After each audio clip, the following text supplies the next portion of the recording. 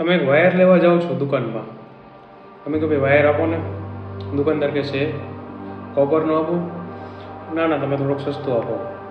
એલ્યુમિનિયમનો આપો, ના ના એનાથી થોડોક સસ્તો.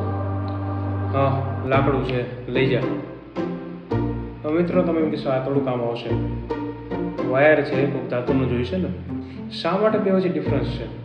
કેમ ભાઈ લાકડાની વસ્તુ કે કોઈ એવી ધાતુ કે જેમાં વિદ્યુત પ્રવાહ પસાર થઈ નથી શકતો, એ બે વચ્ચે ડિફરન્સ એવું ઊભો થયો છે ના કારણે.